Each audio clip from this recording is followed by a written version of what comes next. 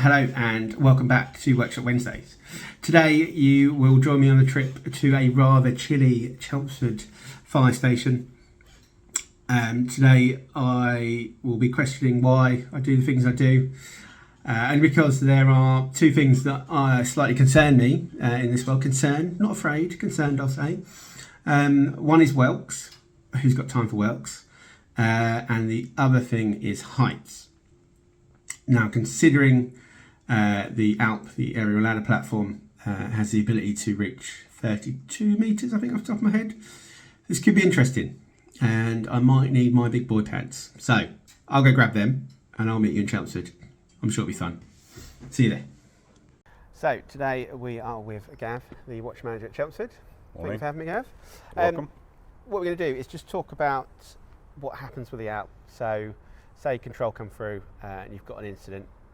What happens? So literally from you get the call to get it into the cab, etc. Talk me through that, Gav. So there's two things. Tip sheet comes out. We'll decide which pumping appliance is providing the crew, because it's switched crew. So they'll move over to the ALP. We obviously then inform control that pumping appliance is off the run. We'll get the tip sheet. Generally, we're going off our ground because of the switch crewing thing. So we'll look at where the incident is, best access route to get there, the quickest way. We'll obviously book out on the MDT. Depending on what we're going to, are there any SSRPs that are denoted on the MDT? And what's the SSRP? Site-specific risk plan. Okay. So that will tell us any hazards and specific information to that site. So if we're going to an industrial premises, if there's stuff hazards that we need to be aware of, we've already got that info up front. Okay. The instant commanders are already there, will already have that, but from us as an ALP crew perspective, we're already thinking about what we're going to. You've got to think it's a different appliance, isn't it? It's much longer, it's bigger, it's a bit more cumbersome. You can't just roll up like you can a pump, basically, can you? We find a problem with a lot of new housing developments. The roads are narrower, there's less parking, so we've got traffic parked either side of the road. We have to consider how to get it in. It's not the same as a pumping appliance, but we'll look at where we're going. At the first available opportunity, once we're all sorted and we're happy, we'll request a talk through with an appliance that's there, and then as we get nearer to the incident, we can do that via a pack set. But a level 1 incident commander will already have started to think about which way they want us to access. Not necessarily the way they've approached the job. They may turn around and go, access for an ALP is better coming another way.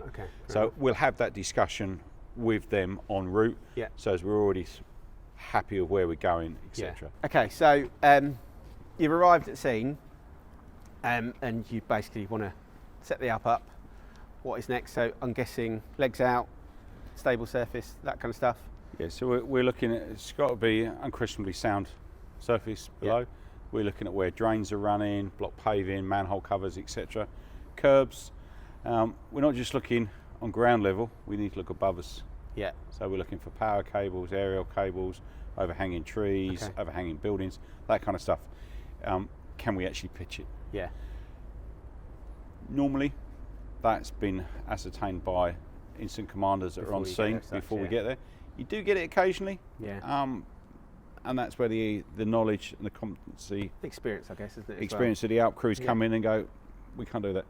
And then it's a discussion between the officer in charge of the ALP and the driver, the operator, is what's required by the incident commander, where they want us to go, and that sometimes, due to modern housing developments, can be quite tricky, I guess.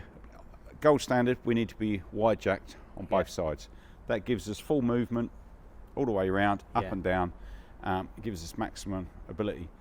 That's not always possible. No, I can imagine. So if that's not possible, we'll narrow jack on the side we're not working, and we'll try and get as wide as we can on the side where we are working. So there are considerations for us to consider when we get there, and then of course water supply. That's cool. We have to have a designated pumping appliance to supply us. So right now, he's making it ready, extending the boom, etc.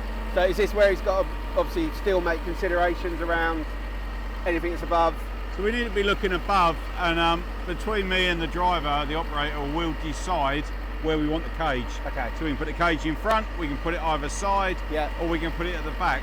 And that will generally be decided upon due to restrictions. Okay. You know, if we are narrow jacked one side and wide the other, it may be a case of we have to put it down in front. If it's a roadway, we put it in front of the appliance, get in and then go up. Okay. But we'll have that conversation beforehand, and it also depends what we're doing with it. Yeah. Because if we're using it as a water tower, before we go up and everything, we'll want to be testing the monitor. Yeah. Make sure we've got water. If we're taking a hose reel attachment up, we'll want to test that. Especially testing the monitor, we've got to consider what else is going on the fire ground. Because when the water comes out of there, where's it going to go?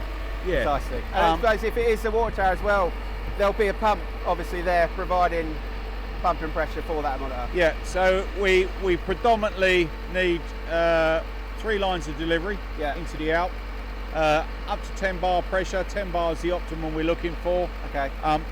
We have to have a designated pump. Yeah. So what we mean by that is that pumping appliance is just literally supplying us. Yeah. Yeah. No, that's cool. Okay. Let's go up. So when we're going up, we're going to be looking for overhead obstructions. Yeah. Normally cables, can be overhanging trees. Depending on the type of building, we may have scaffolding on it, we may have overhang on a building, especially in old historic areas like Colchester, places like that. And then we're looking really for smoke plume direction. Okay. So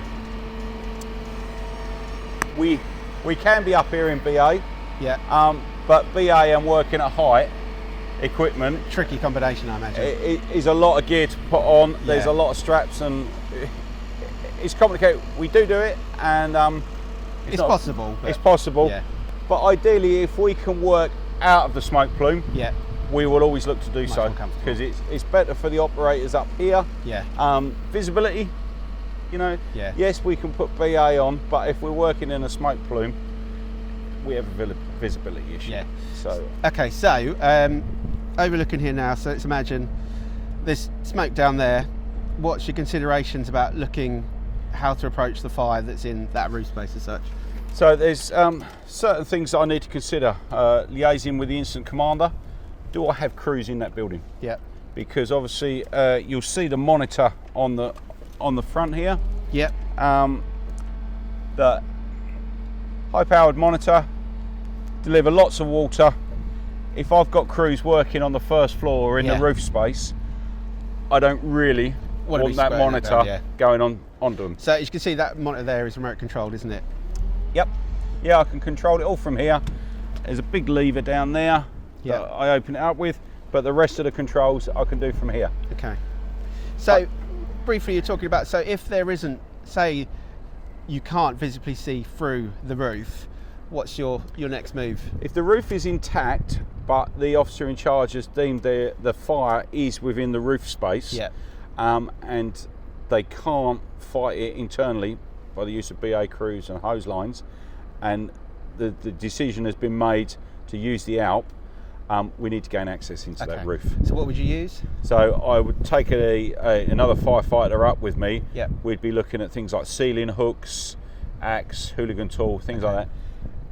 If it's a standard house fire like we have over here, any of these properties, if the fire's in the roof but it's not broken through the tiles and the felt yet, we need to make a hole. Okay. And we have, say, ceiling hooks, hooligan tools, axes, hammers, whatever.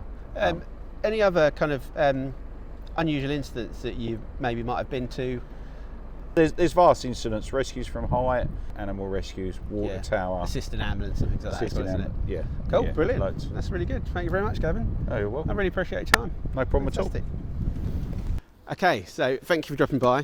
Just want to say thank you to everybody, Gavin and Watch at Chelmsford. Really appreciate you taking us up in the app today. And as a side note, just quickly, Workshop Wednesdays is going to go to a Workshop Wednesdays monthly, only because it takes a lot of planning and there's a lot of things that have to fall into place to make sure that we can do really good videos. And myself, I just want to make sure that all the videos and all the content we do is just fantastic, really. So we're just going to go monthly. just for a short period of time, just so I can get things together. And lastly, Merry Christmas from everybody and myself at Fleet Workshops, and take care, and I'll see you next year.